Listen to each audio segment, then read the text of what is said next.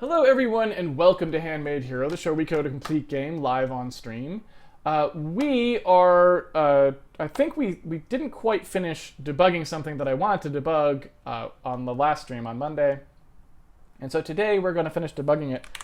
It's in the day 257 code, today's day 258. So if you would like to follow along at home and you pre-order the game on handmadehero.org, unpack that day 257 code, because that's what I'm starting with today. And here we go. Let me first load up our handmade code here. And you know what I want to do, actually? I take it back. I'm not going to do that. I've been wanting to do this for a while, and I keep forgetting. I wanted to move the PRJ file out of the code directory and into the root directory. Like, this is where I actually wanted it to be. Don't ask me why. I just kind of like that convention. These PRJ files are something new that I made just for 4Coder. But my convention in work has been to put them in the root instead of in the code directory. I just seem to like that better, and so that's what I'm going to do.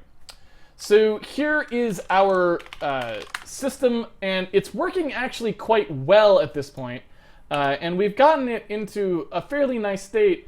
But before we go any further on our profiler system, like making this a more usable user interface thing here, what I wanted to do is figure out why we're getting an occasional bug with code reloading. We fixed one of our bugs with code reloading, but we have another bug with code reloading. And that bug is that if we change the executable somewhat significantly, we can't just twiddle one thing and then change it. We have to if out a block of code so that it gets rearranged a little bit. But assuming that we do that and make a substantial enough change, we can get to a point where the profile no longer works. And we basically know why the profile doesn't work anymore, but we don't really know what is... we know the way in which the profiler breaks, we just don't know what is making it break in that way. And so that's actually what I'm going to look at today, and I'll show you in a second here. Oh wait, I forgot. I can just switch to buffer there. I will show you what I mean in a second, in case there's folks who don't remember what we're talking about. All right, so where is this? Is it there? Is it? Here's the one I was using. So I made this little if0 block here, and essentially, this is playing the cutscene right now. I'm going to switch into just the simple world render, and then I'm going to switch back here, and I'm going to, well, I guess I'll also make 4Coder a little more tiny just so you can see the rest of it happening. So there we go. I'm going to compile, and you can see that during the code reload, everything worked just fine, but the profile's now gone, right? And you can see that, I'm walking around, and the profile is completely gone. And I can switch it back on, and it's not like it depends on the executable directly that way. It's over, right? So even moving back to what probably is exactly the same executable, it's busted. It's still busted, right? So the profile's not working. And so I did a little investigation on the previous stream, and we kind of know what is actually happening there. But we just don't know exactly why. And the reason that we, or at least what I believe to be the problem, because we observed it happen in practice, is that when we are encountering the profile blocks, so remember, we write to a debug log, and then we essentially collate that log after the fact to determine what has happened. And one of the things that we compute during that collation phase is we compute the profiling information, so how long things took. And we do that by having a begin marker and an end marker, and off we go. Now, our game is multi-threaded. Nominally, we don't make super heavy use of it at this point, but we made very heavy use of it in the software renderer, for example, and we probably will make more use of it going forwards. We might multi-thread simulation in the future. We always, even in this fairly light multi-threading thing, rely on threads to do our asset processing in the background so that we can stream the world in, the world assets in, and stuff like that. So we are a multi-threaded game. What that means is when we are collating the debug log, we have a log filled with events that happen, but those events are coming from multiple frames. And what we need to do when we collate the debug log is we need to look to see what thread, out of the threads that are running, what thread we are actually looking at for a debug event, and then we know that begin and end blocks pair up along that thread. So, one thread may have a begin block, another thread may have a begin block, then the previous thread had the end block, and the other thread had an end block, right? And so we're using those thread IDs to pair it up. Now, we know what the thread is because we've already found it, right? And you can see this get debug thread thing here. So as every event comes in, we look at the thread ID and we say, what's the thread that this is coming from, right? What thread is this debug event pertain to? And then we look to see, do we have an open debug block on that or don't we? If we have an open debug block and it's a begin block, I should say, if we have an open profiling block and it's a begin block, we make a new profiling block underneath that one and say this is like a child call, right? This is this block called this other block, right? If we don't, then we say this is at the root. It's at the top. It's in the actual frame. Like this is one of the main blocks that constitutes our chunks of work across the frame. So it's a root block. If we encounter an end block, we do the same thing. We go, what is that? What's the frame? I'm sorry, what's the open block, profiling block we're talking about? Close it. Whichever one is open on this thread is now being closed by this end block. Okay? And so that's what we're looking at here, right? That's what we are trying to make work. And what we found happened before, because obviously this is working normally, what happened before when we were looking at why we lose our ability to look at the profile was that it wasn't that the profiling wasn't working anymore. It was that during the reload, so when the reload happens, we never get an end block to match the open block around the reload. So, for example, Handmade, actually I guess Win32 Handmade.cpp. So let me search for frame end. There it is. So what we were seeing is that this debug collation block, which opens, right? This block gets opened, and that is typically going to be, in most circumstances, the last block that is open before a collation event occurs. Because collation of debug events happens inside this debug frame end operation. So typically what will happen is we'll process all the debug events, and then we will end with all those events being processed, and one open block, which is this block, right? So that block is open. Now we come through here and we write this doesn't close the block, remember? It just writes in an end block event into like basically the first event in our new fresh buffer because we're using a different buffer at this point. So it writes it into a different buffer. We then write a whole, we just start writing debug events. During this process, we come back up to the top of this loop. We come here and we do Win32 load game code potentially, right? If the executable has reloaded. And that's the case that's breaking. When it does the reload, at this point, right, we've got an open block here, etc.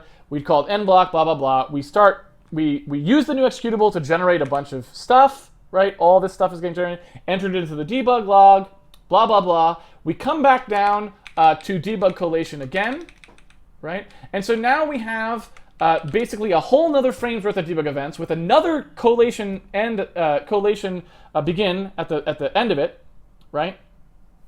And the very first thing in that buffer should have been an end block, okay?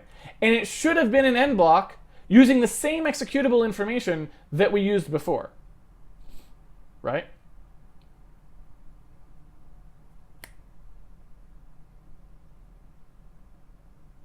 I've got it. In all of that explanation, I think I may have an idea what the problem is. Well, no, to be honest, no, I don't think I do. I was going to say that end block will not have a valid, like the information in that event might not really be valid because it's going to point to strings that we can't access anymore because they got unloaded, right? But that wouldn't really explain the bug because the bug just needs the block pairs to match. And in this case, it's not even looking at the GUID for that purpose. So it still seems like the end block doesn't get picked up for whatever reason, and I don't know the reason. But we do have another bug there. I feel like there's another bug there. And that is that in this debug frame end situation, I feel like we really want to do the reload with an empty buffer, right? Like, I feel like we want to ensure an empty buffer as part of the reload, because otherwise we are going to be collating bogus data, potentially. That just seems true, right? Because we write in these GUIDs and they get kept permanent, they get copied during this. So I guess what I would say is this part, really, the executable reload part, I feel like the executable reload and the debug have to sort of be mated. They have to be working in tandem. And that's just a bug regardless. Now, I don't know that it's a bug that has anything to do with our current bug. But it is a bug. So I think the correct thing to do here is actually inside this, where we do this compare file time, right? I think what we want to do is remember whether or not we will reload the executable. Like, that's actually a thing we do want to know. But then not actually reload it until later.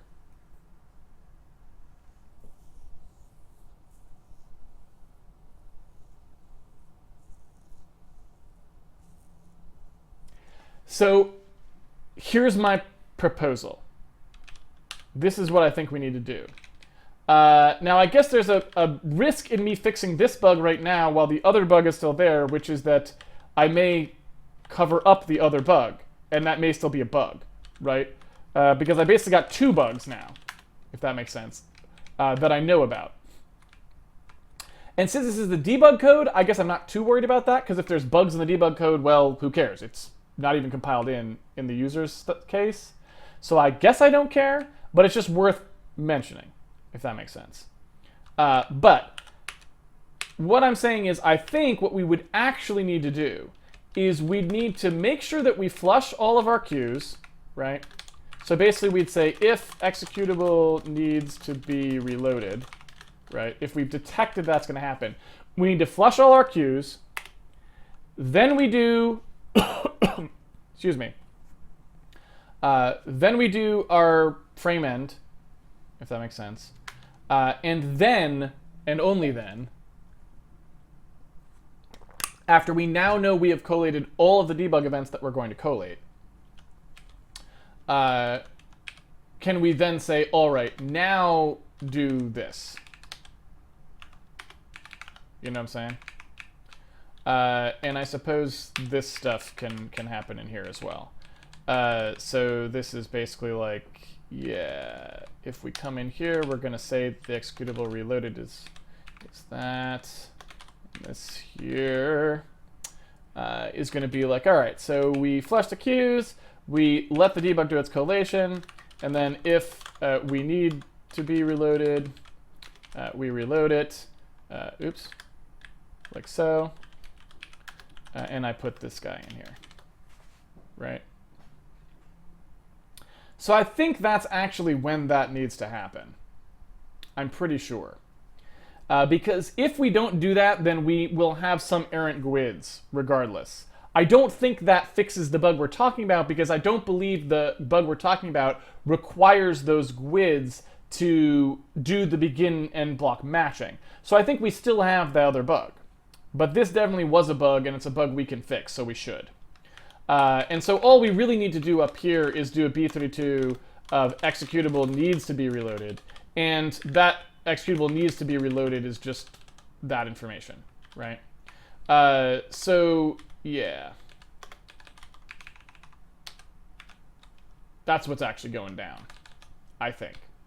I also suppose that this really doesn't need to be up here either. It can actually be moved down below, right? So this part here can actually come over here. And my only concern at this point is that this does mean that we'll go one frame without actually having... Oh, no, it doesn't. Here's the... We reload it to begin with anyway.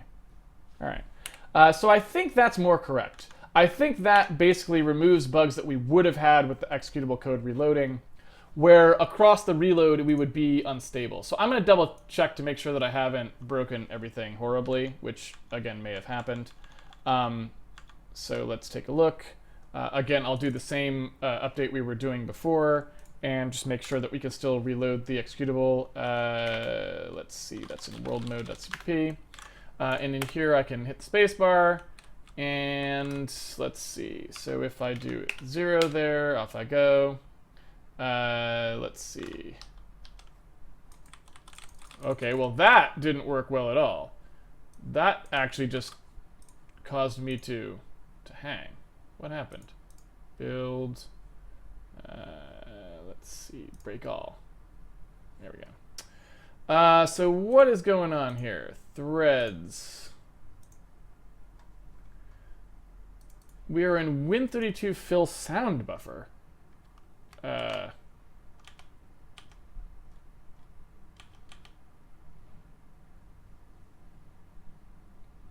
So it looks like somehow this failed in a very bad way.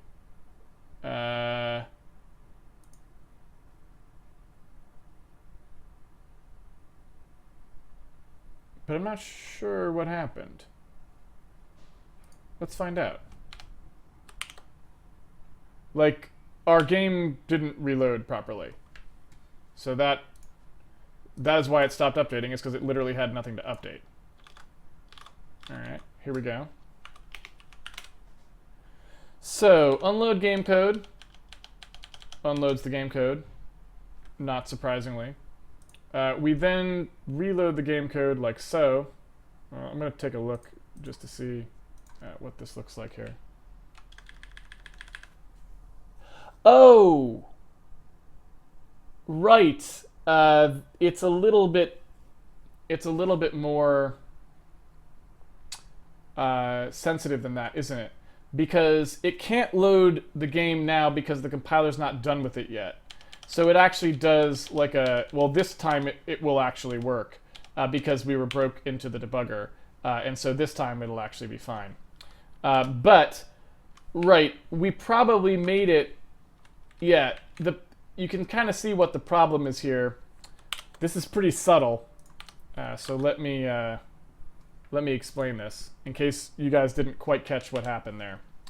So the problem here is I forgot that we don't immediately get the game code.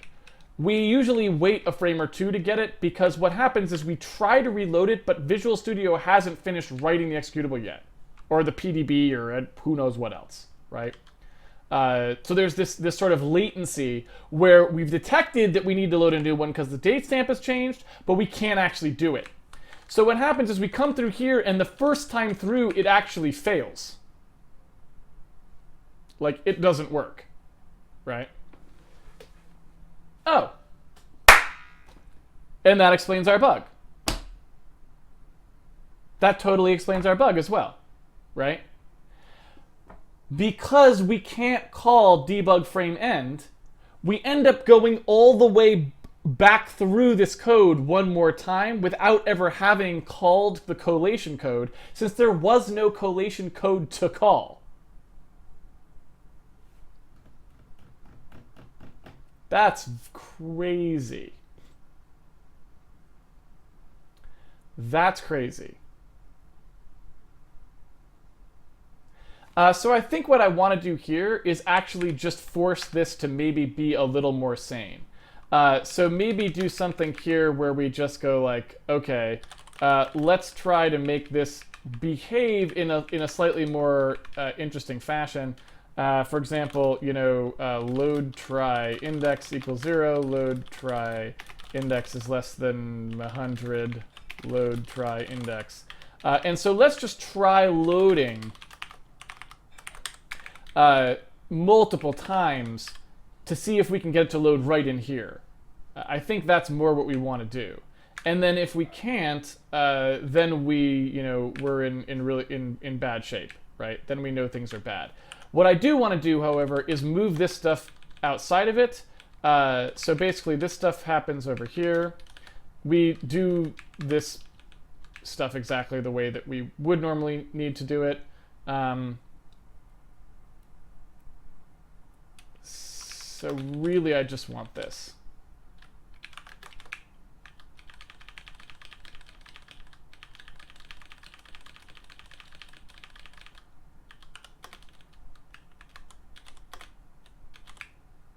Okay, so this is what we actually want. So here we come through, we say, all right, we assume that the executable doesn't need to be reloaded. We assume we've already done that if we were going to do it.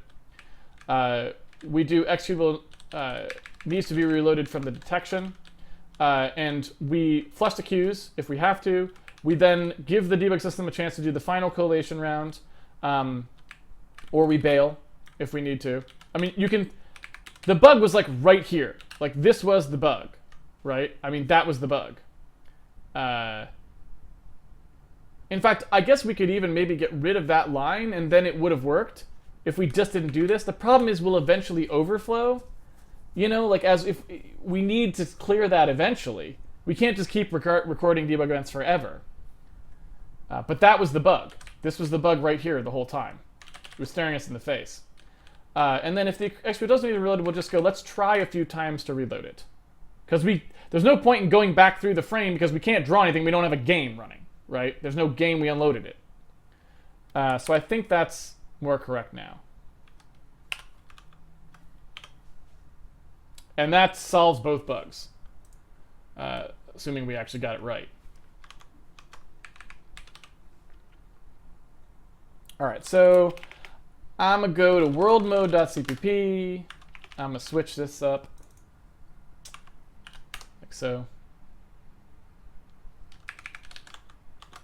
And it's totally not going to work. Because I made some other mistake. But we're almost done. And that's what's important. Let's see here. Oh, that's good. Apparently I just want to load the game 100 times. How about you actually check to see if it's loaded, Muratori?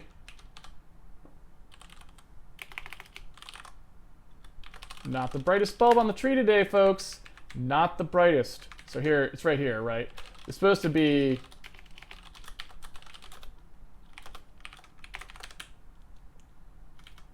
assuming that the game is not valid. Now, Win32 unload game code, I'm assuming, actually does the right thing here and sets it to not be valid. Yeah. So I think that's all we needed.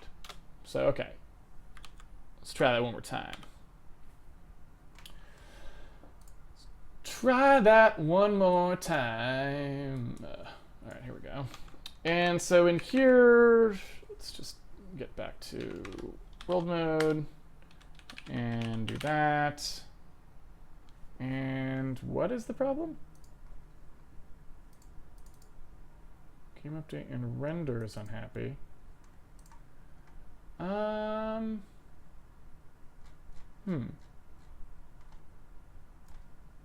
sure why it would be. Did I mess up something here where we use this?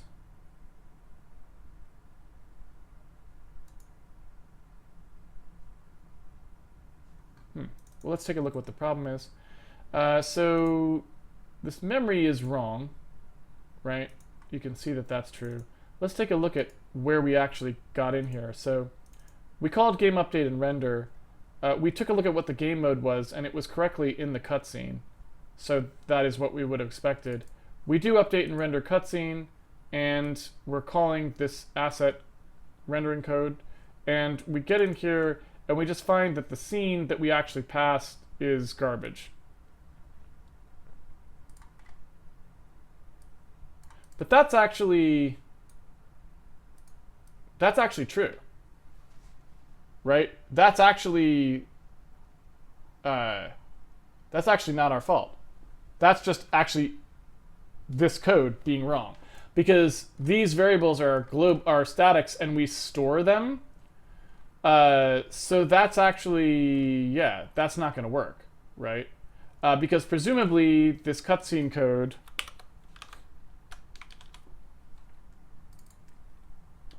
take a look here. In the cutscene code, where we are pointing to a layered scene star scenes. I'm not sure. I guess we decided that that was...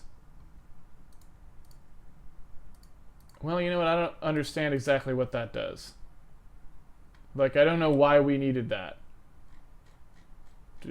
Does anybody else?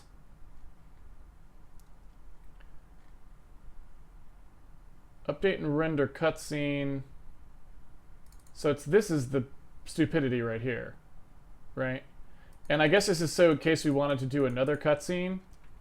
And so that doesn't work across reloads, right? Because we're snapping a pointer to that internal. So that just seems dumb to me. And, you know, again, would be a totally fine program practice if we had a different sort of code reload system, but since we're using the relatively simple kind, we're not allowed to do that. So what we actually want to do here is say, okay, in update and render,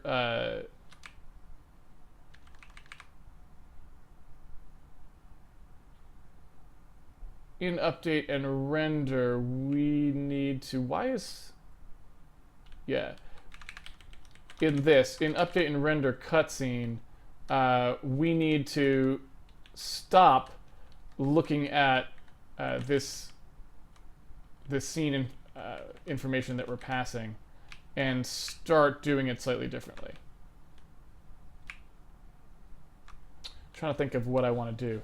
I think what I'd like to do here is just use an enum, right? Because that's a very simple solution.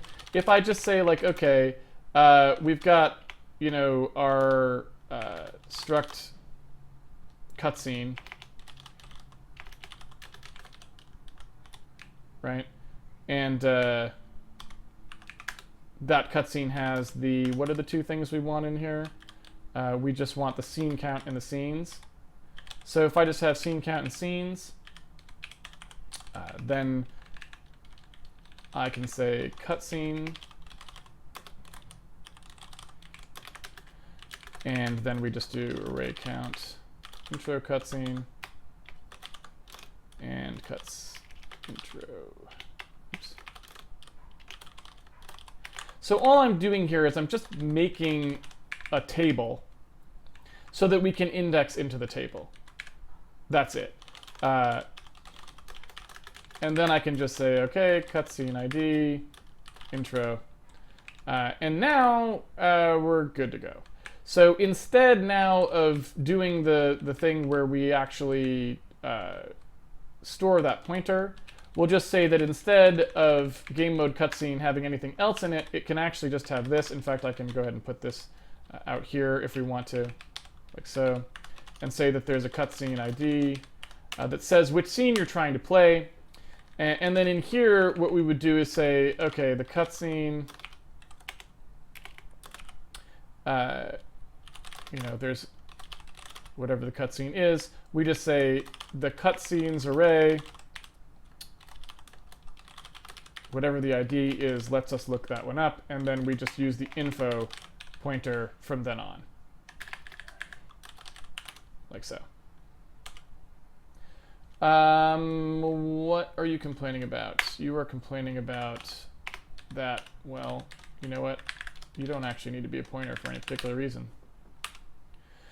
And there we go. So in case of the intro cutscene, all we do here is just say that the ID equals cutscene ID intro, and there we go. So now we should be safe across reloads for that as well, which is nice. So let's go ahead and double check. World mode. Okay. getting there. Looks like we still have, so this would be looking into this would be parsing an element whose GUID we don't recognize, which means that someone's still putting events in there that we're not, that were from the unloaded version, if that makes sense. Let's see who it is.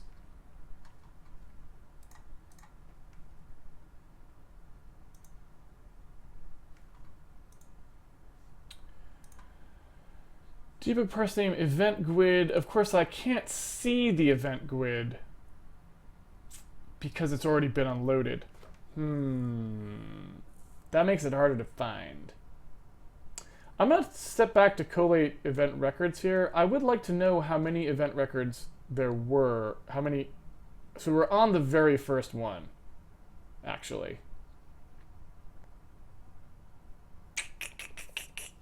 I'm not sure how to figure out where that would be. I guess what we could do is try to do it across a run where we don't really change the executable, but then we could see which ones come across. So I'm going to try that because I feel like it'd be easier to debug that way than any other way.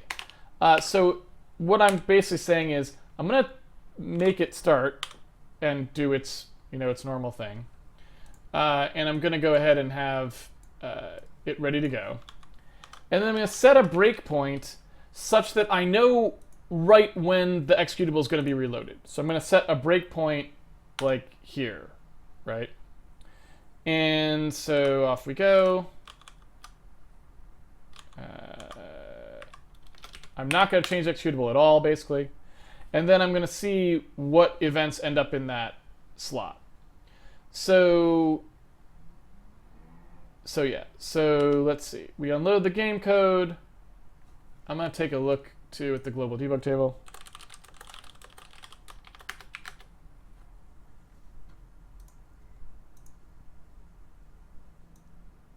So this is our event index here. So there's 6 events that got written in there. Let's try this one more time.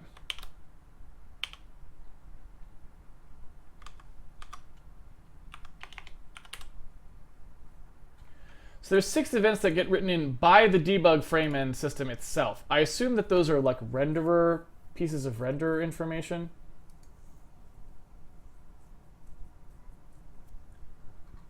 I guess we just look and find out.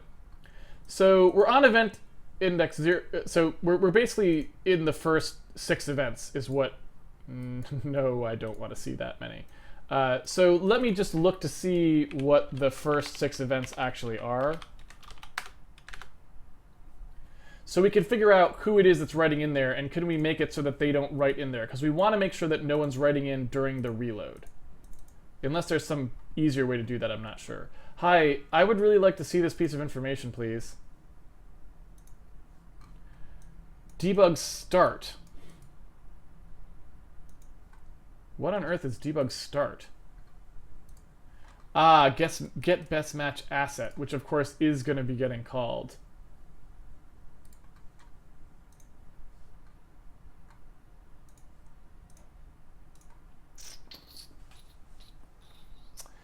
So here's a thought.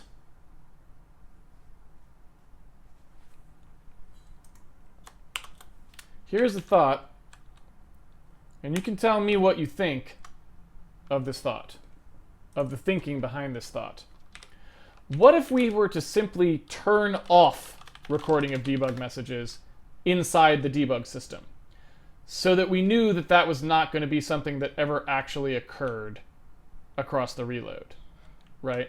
Meaning, inside Win32 handmade.cpp, across the reload, we could say, all right, from right here, after the queues have drained out, we do something like, debug stop recording events, or debug set event recording true. And then after that, we say, okay, debug set event recording. Oh, sorry. False. And then true. So right around that block, we don't record anything. And I guess we could even say, like, we're not going to record anything all the way till we finish reloading. So basically, we don't record anything. We let this collation wipe the entire slate clean, so we know that all the events are gone. Then we do the reload, and we don't resume recording any events until after. Then inside the actual debug interface code, we would have one branch which hopefully would always be perfectly predictable, which just determines whether we ever actually do the atomic add, right? And so what this atomic add would do is it would just say, like, okay, when you do the atomic add, the global debug table here, and this is going to be crazy town, so let's just assume, since we drain out the queues, we don't have to care, I think. So we do global debug table record increment, right? And so in the global debug table, there's just a thing here, which is the record increment, and it's either set to 1 or 0. So we don't really add any cost. We don't even need a branch. We just don't ever update where we're writing. So we just like sit in the same position and never actually increment the event count, right? And this wouldn't really work with multiple threads, but because we know that we only care about this in the circumstance where we're not actually doing the recording and there are no threads running, we should be fine, right? Now, I really only need to do that here.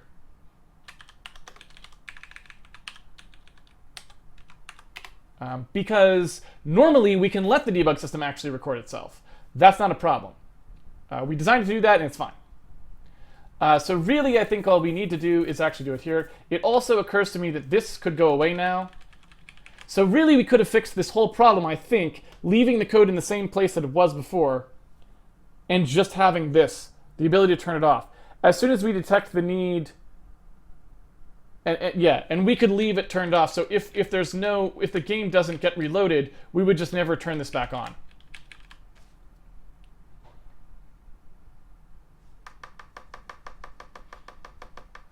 So I feel like we can do that. As soon as we detect that the executable needs to be reloaded, we turn the event recording off.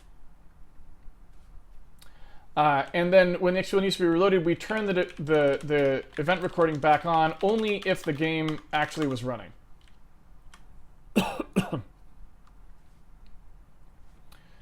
Yeah.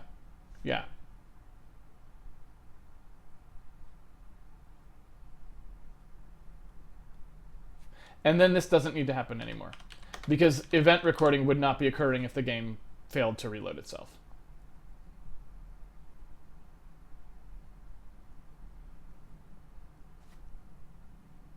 All right.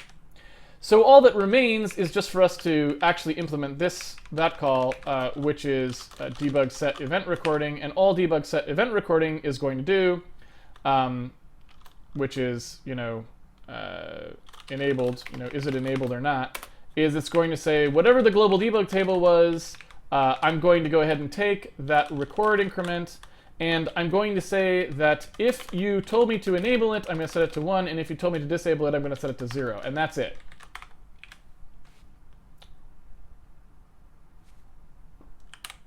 Right? Now we will no longer record events if we are not actually up and enabled, which I think will mean we'll never have a problem with the GUIDs either. That's my guess. Of course, now I think about it, we do actually have to enable it initially. So there is that. Meaning this debug set event recording situation has to actually occur at some point. And I guess that would be pretty much at the immediate outset of the game we could do that, because the debug table is configured and up immediately. So I think we could say literally right at the beginning, we're just going to start recording. I don't think there's any reason not to do that.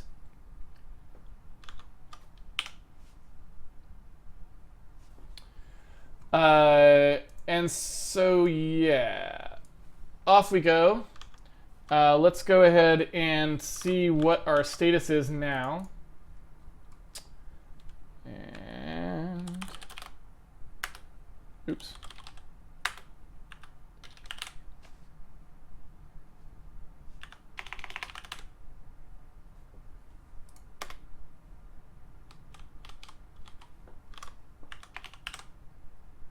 Look at that. So lovely. Our game update is real slow, isn't it? Of course, that's not surprising. We're not even compiled in release mode. All right. I'm pretty happy with all of that. I am happy with that. I am a happy puppy with that particular piece of thing. All right, let's take a look at our build.bat here. I want to see if we work in release mode build.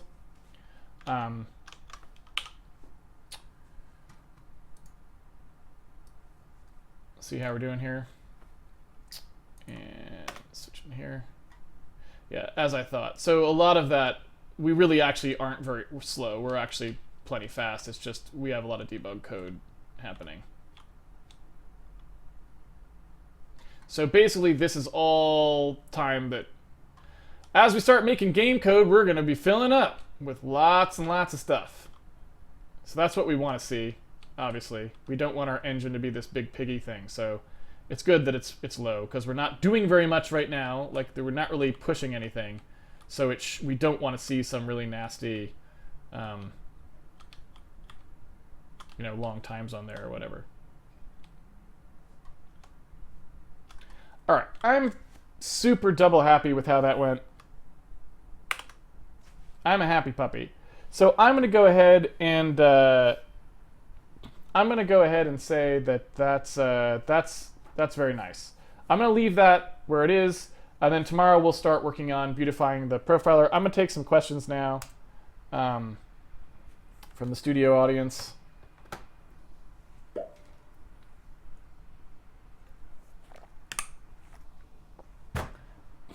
Am I not whitelisted? Why did QA... Why is HMHbot not... There it is.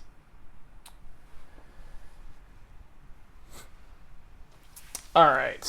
Rafo, not sure if this was asked before, but is it worth it to use static cast instead of a C-style cast that does static cast, dynamic cast, and reinterpret cast if you know that you only need the first? So I'm not sure I 100% understand the question, but I will give you an answer, and then you can tell me whether this is the answer that you're looking for. So the problem with with regular C casts, insofar as one might consider there to be one, is that you might be using it for different things, right? In other words, if I was to take, for example, here in the code, if I was to do something like, let's say, something like this.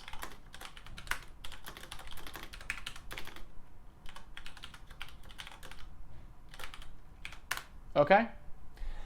Suppose I was to do that versus, say, something like this.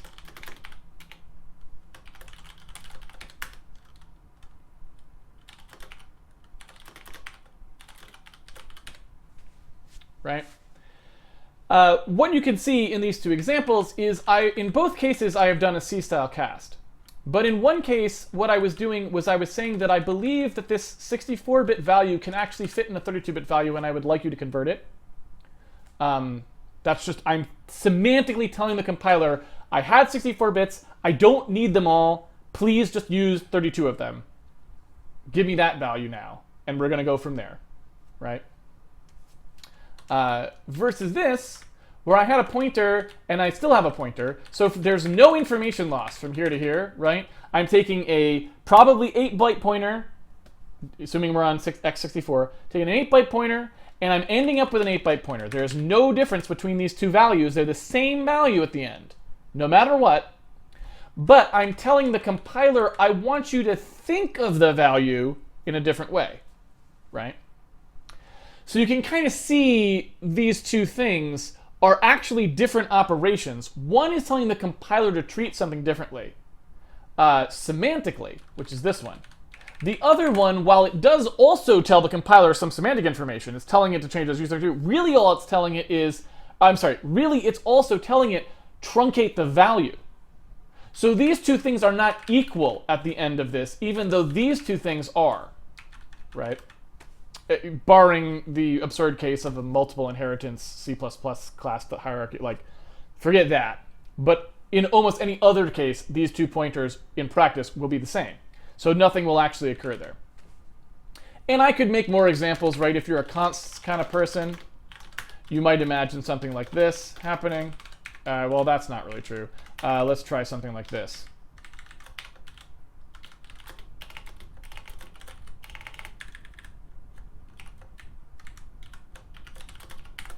Right?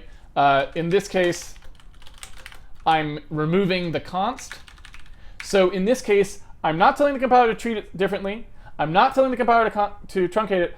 All I'm telling the compiler is that I don't want you to complain if I modify it, right? The thing that it points to. And so the idea behind C++'s casting was that because these things are different, we want to provide you with the ability to be more specific about which kind of cast you were doing, so that if you actually made a mistake, like you weren't trying to truncate something, you were just trying to change what the compiler thought the type was, it could give you an error and say, hey, you were, like, let's say I did this,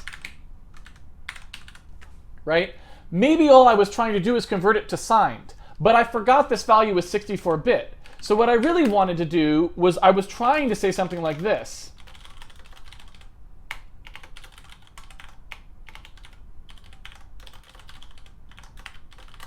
That's what I was trying to do, right? But what I actually did is convert it to signed, but also truncate the value, which was not my intention. So maybe I wanted a compiler error that said, hey, you accidentally truncated the value and you didn't mean to, right? So that's the idea behind the C++ cast. As with everything else in C++, they mess them up. And so they're not really, I don't like them and I don't use them. But the idea that you want more control over the cast is not a bad one. And that's why you'll see me do stuff like this in my code, like safe truncate and those sorts of things. Because conversions oftentimes should be made more explicit than just a cast. So if you are doing a cast that you don't necessarily feel like will always be rock solid and easy, making a conversion function is usually a good idea. I don't recommend using C++'s casts, but I do recommend potentially making your own. Now with C++'s casts, there's one more thing which we don't care about in Handmade here, but you might, which is there's a thing called a dynamic cast, right? And so for those of you who don't know what this is, the original poster probably knew what this was, but I'm just mentioning it. There's a thing called dynamic cast, and what a dynamic cast will do is a dynamic cast will actually create an exception or a zero. I don't remember what the rules are for which of those two. Maybe you can control it? I don't know. I don't care. I don't care at all about C++, as you know. But if you try to cast something to another something, so I've got a struct A and a struct type B, something like this. If I have a way to distinguish between these two, so let's say that it's something like this. So I've got a struct foo and I've got a bar, and I've got a bar which is a foo. If I then have one of these things that I'm working with here, and I want to cast one of these things to a bar pointer, right? I don't really even remember the syntax for these, to be completely honest with you. But if I wanted to cast this A that I have to a bar star, If I use a dynamic cast and I'm in a situation where this thing has a virtual function, so it had a virtual table, like so. In the case where it had a virtual table, it would use the runtime type information to determine whether it actually was a bar. And if it was a bar, it will give it back to me. If it wasn't, it will give me a 0. Or something like this. Like I said, I don't care. I so don't care about that stuff that I don't remember even the slightest specifics of how they works. It's all really stupid and a waste of everyone's time, but you should be aware of it, that if for some reason you're using these things, there is special behavior with dynamic cast that actually is going to look to see whether or not the thing that you have the thing that you're trying to cast actually has information in it created by the C++ compiler that can tell it whether that cast was possible, and then if the cast wasn't possible, it will create a problem. So there you go.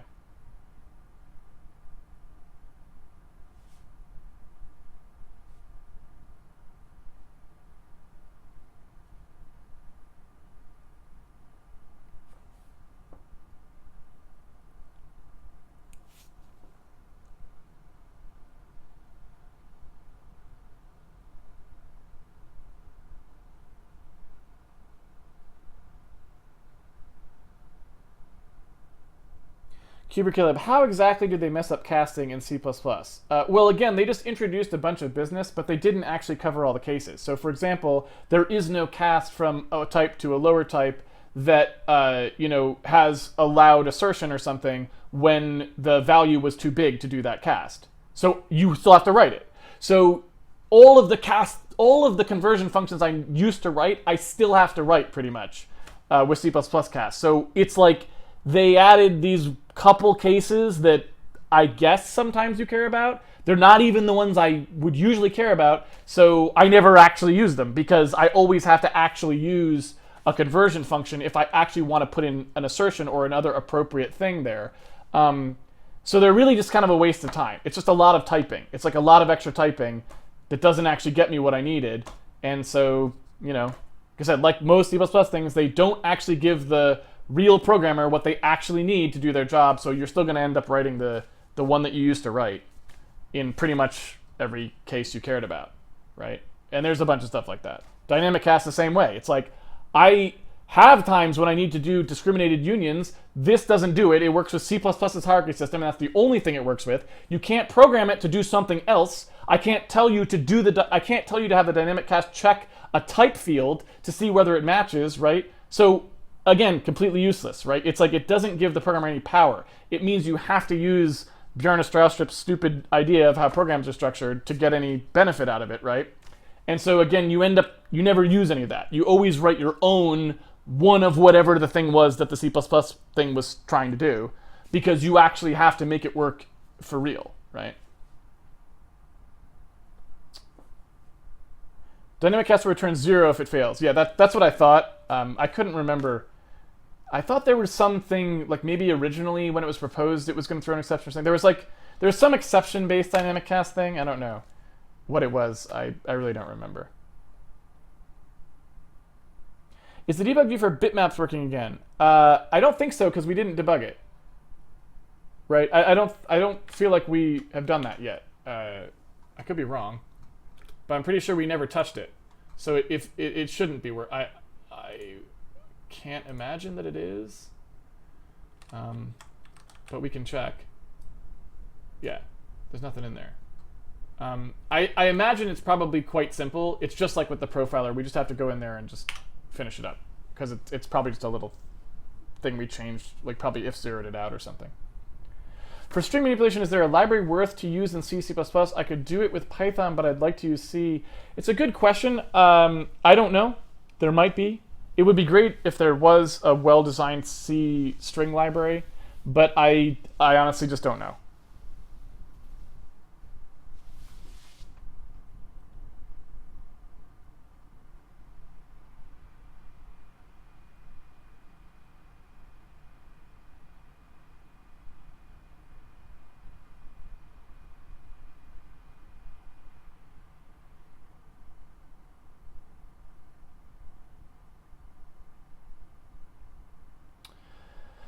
Spending a lot of time on debug tools before you need them, is it going to be worth it? I disagree.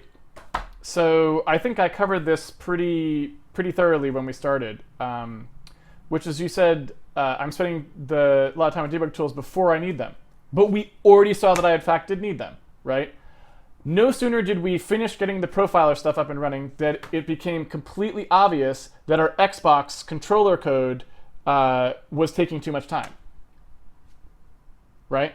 And we already patched that.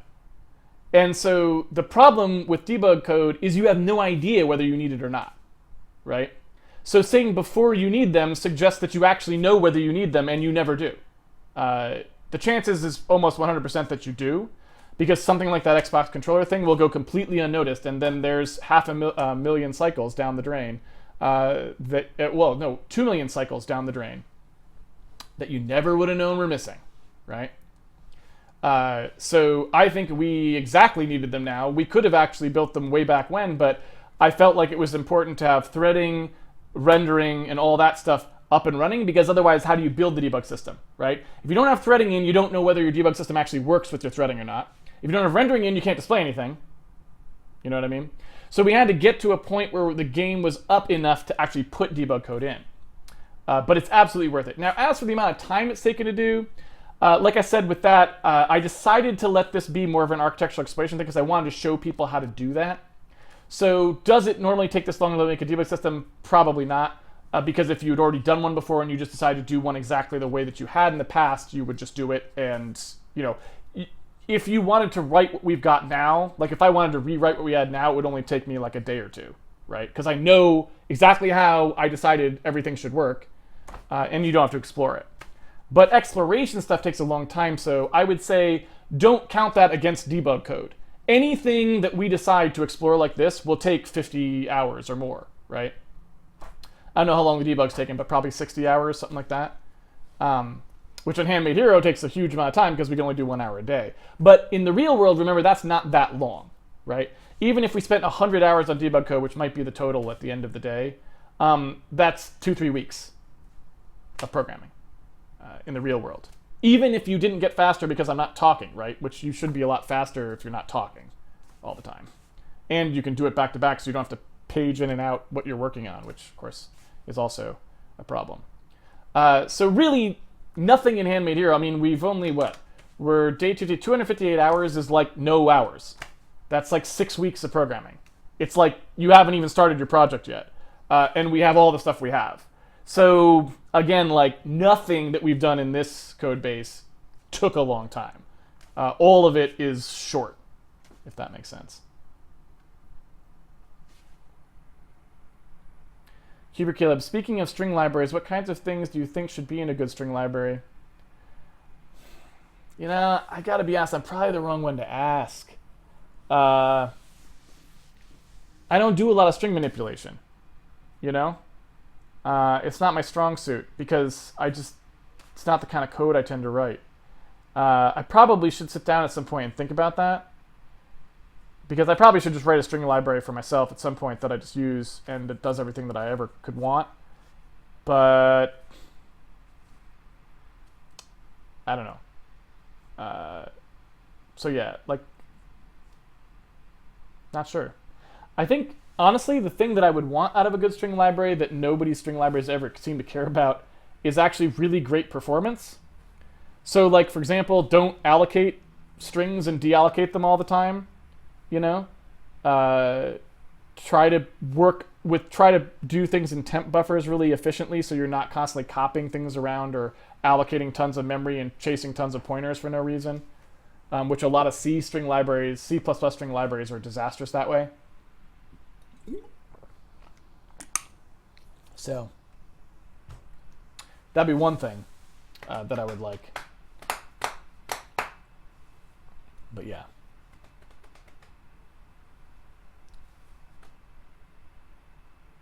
Did Insobot just say, hand banana hero, you rock?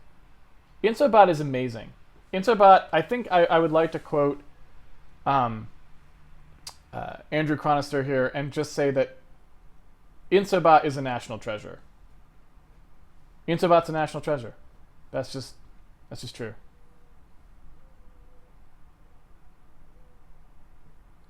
Caleb, does using virtual alloc and reserving a lot of memory upfront count?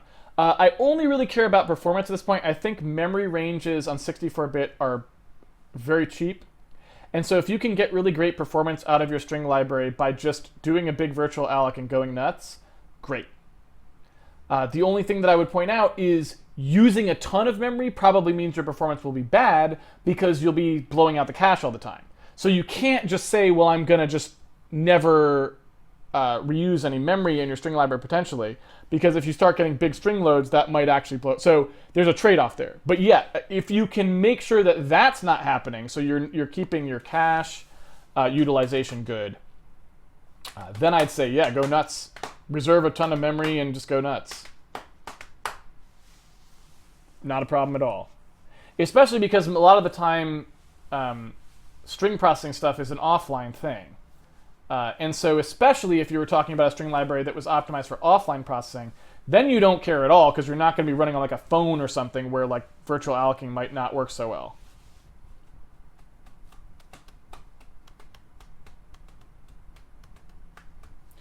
Caleb, well, I meant using memreserve then memcommit so that you can append quickly without the copy. Well, good luck with that though, because that means you're going to have to call virtual alloc once for every string, and that's going to be slow. Right?